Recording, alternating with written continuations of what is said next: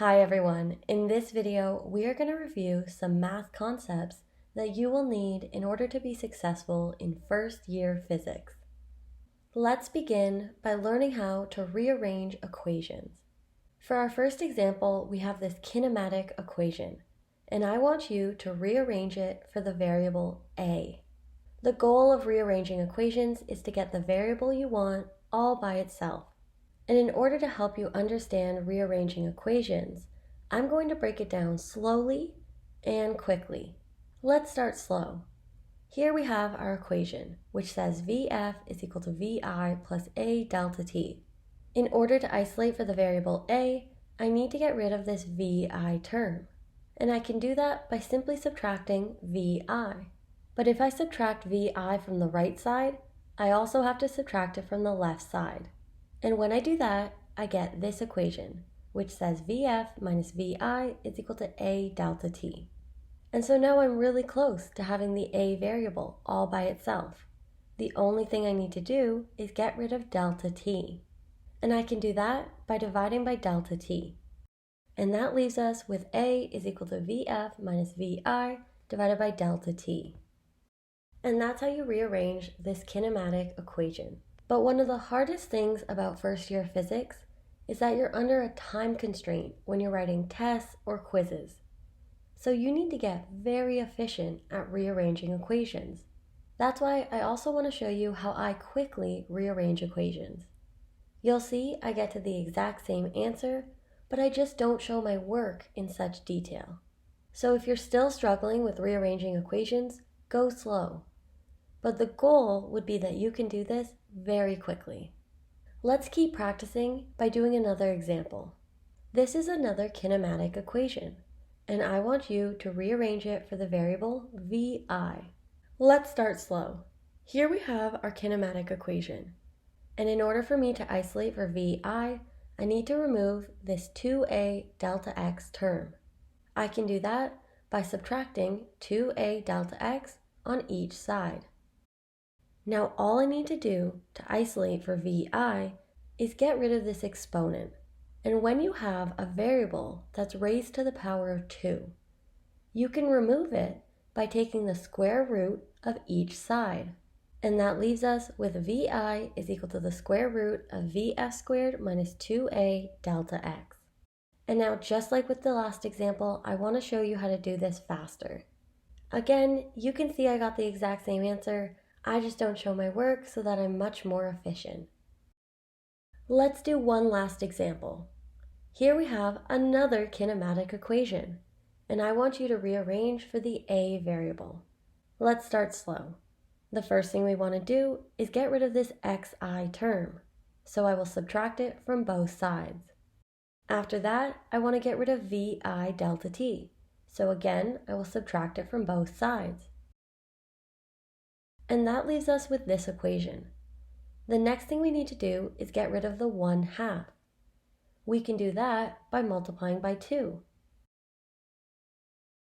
And now we're almost done rearranging. We just need to get rid of the delta t squared. And we can do that by dividing each side by delta t squared. And that leaves us with this equation, which says A is equal to 2 times xf minus xi minus vi delta t divided by delta t squared. And just like with the last examples, here's how I would have done it quickly. So now that you understand how to rearrange equations, I want you to practice getting faster and faster at it until it becomes like muscle memory, and you can rearrange equations so quickly. Now let's move on to substitutions. In our first example, we have Newton's second law, which says the net force is equal to ma. Now what if I told you that the acceleration a is equal to v squared divided by r? And I want you to substitute this value of a into the net force equation. And again, for these examples, pause the video and try it for yourself. Now if I were to make this substitution, all I have to do is take v squared divided by r and plug it in to the a variable. And that gives us f net is equal to m v squared divided by r.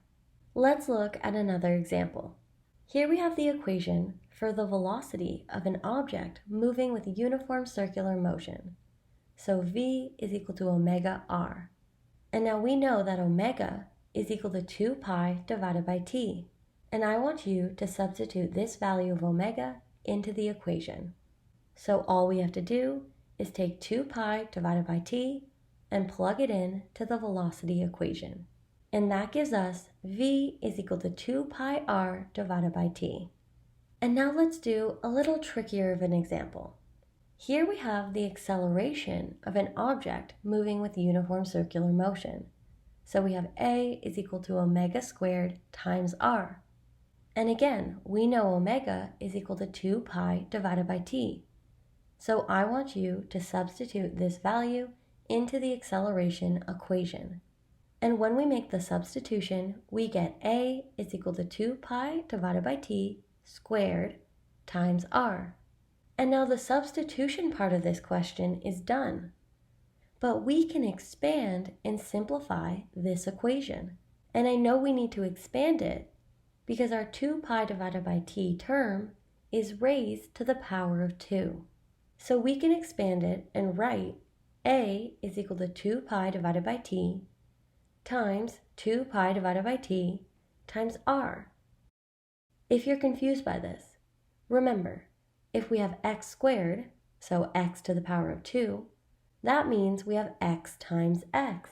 If we have x cubed, so x to the power of 3, we have x times x times x. And so now that we've expanded this equation, let's simplify it. Let's start by multiplying the numerators. So 2 pi times 2 pi. That gets us 4 pi squared. 2 times 2 is 4. Pi times pi is pi squared. Now let's multiply the denominator. So t times t, which gets us t squared. And don't forget r. And that gives us a is equal to 4 pi squared r divided by t squared. So this example showed us how we can make a substitution, and then we can expand and simplify the resulting equation. Let's do another example. Here we have another acceleration equation. We have a is equal to v squared divided by r, and v is equal to 2 pi r divided by t. First, I want you to make the substitution for v. Then I want you to expand and simplify the equation. So pause this video and try it for yourself. The first thing we want to do is substitute v for 2 pi r divided by t. And now we can expand this equation because it's raised to the power of 2. So we get a is equal to 2 pi r divided by t times 2 pi r divided by t divided by r. Now we're done the expansion, so let's simplify this equation. We'll start by multiplying the numerator. So 2 pi r times 2 pi r. That gets us 4 pi squared r squared. 2 times 2 is 4, pi times pi is pi squared, r times r is r squared. Now let's multiply the denominator. So t times t, which is t squared. And don't forget the divided by r. And now you might be confused as to how to simplify this, because we have a fraction in the numerator of our fraction. Now the way I always do it is by separating our fractions. So I'll take the 4 pi squared r squared divided by t squared, and I'll multiply it by 1 divided by r. The equation hasn't changed at all. I've just wrote it a little bit differently. And now it makes it more clear how I can simplify this equation. You can see one of these r variables cancels out, and that leaves us with 4 pi squared r divided by t squared. And now that we have a grasp on rearranging equations, making substitutions, and expanding and simplifying those equations, let's jump in to the quadratic formula. Now before we jump into the quadratic formula, you have to remember what a quadratic equation looks like. A quadratic equation has the form ax squared plus bx plus c is equal to 0, where a, b, and c are coefficients and x is a variable. So for example, 2x squared plus x minus 4 is equal to 0. That's a quadratic equation. Here we have a is equal to 2, b is equal to 1, and c is equal to negative 4. Now what if I asked you to solve for x? In order to do that, you would need to use the quadratic formula. The quadratic formula says that x is equal to negative b plus or minus the square root of b squared minus 4ac divided by 2a. And now what I hope you remember is that because the quadratic formula has a plus or minus, there's two possible solutions. So we have x is equal to negative b plus the square root of b squared minus 4ac divided by 2a, and we have x is equal to negative b minus the square root of b squared minus 4ac divided by 2a. All I have to do is plug in the values for b, a, and c, and then simplify the equation, and what we find is that x is equal to 1.2. Now let's solve for the next possible solution. Again, all I have to do is plug in the values for b, a, and c, and what we find is that our second solution is negative 1.7. And now in case you're wondering why there's two possible solutions, remember, if we draw a quadratic equation on our x and y axis, we form a parabola. And a parabola can intersect with the x-axis at 2 points. These represent our two possible solutions. And now before we move on, I want to show you this example. My first question to you, is this a quadratic equation? And the answer is yes. This is a quadratic equation with the variable delta t and the coefficients a is equal to negative 4.9, b is equal to 2, and c is equal to 4. And the reason I showed you this example is to remind you that you don't always have to be working with the variable x to have a quadratic equation. So don't be confused when you see quadratic equations that have delta t's instead of x's. Now let's move on to trigonometry. Here we have a right-angled triangle. It has an adjacent side, an opposite side, and a hypotenuse. And we can use the sine, cos, or tan trigonomic functions to solve for the sides of this triangle or the angle. So we have sine theta is equal to opposite over hypotenuse, cos theta is equal to adjacent over hypotenuse, and tan theta is equal to opposite over adjacent. And you can use SOHCAHTOA to remember the trigonomic functions. Let's do an example. Here we have a right-angled triangle. It has a 30-degree angle and the hypotenuse is 5 units long. I want you to solve for the adjacent and the opposite side. Starting with the adjacent side, we can use cos theta is equal to adjacent over hypotenuse. All we have to do is rearrange this equation to isolate for the adjacent side. And then we just have to plug in our values for the hypotenuse and the angle. And we find that the adjacent side is 4.3 units long. Now let's solve for the opposite side. Here we will use sine theta is equal to opposite over hypotenuse. We will rearrange to isolate for the opposite side, and then we will plug in our values for the hypotenuse and the angle. And we find that the opposite side is 2.5 units long. Let's do another example. Here we have a right-angled triangle. The opposite side is 2 units long and the adjacent side is 3 units long. And I want you to solve for the angle. Because we have the opposite and adjacent side, we will use tan theta is equal to opposite over adjacent.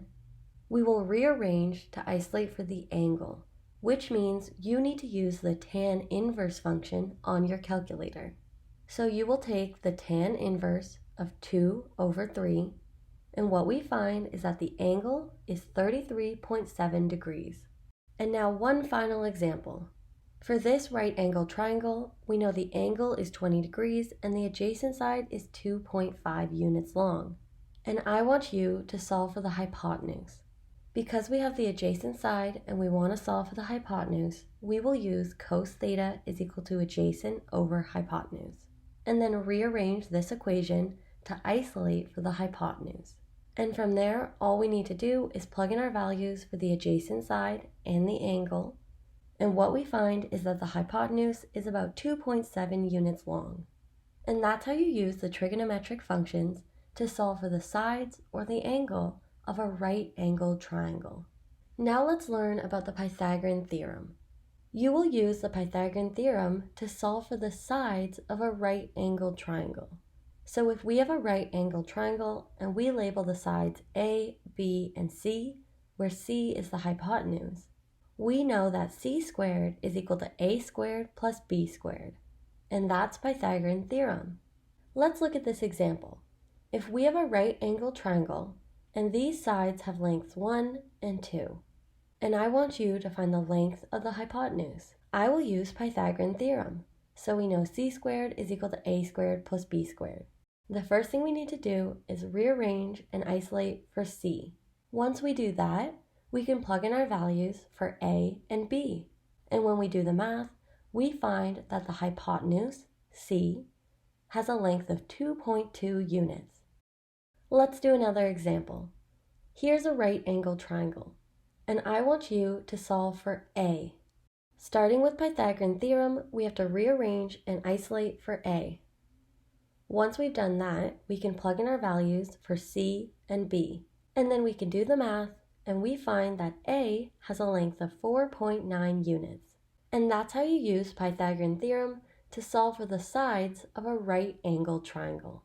And with that, that's the end of this crash course on the math you need to be successful in first year physics.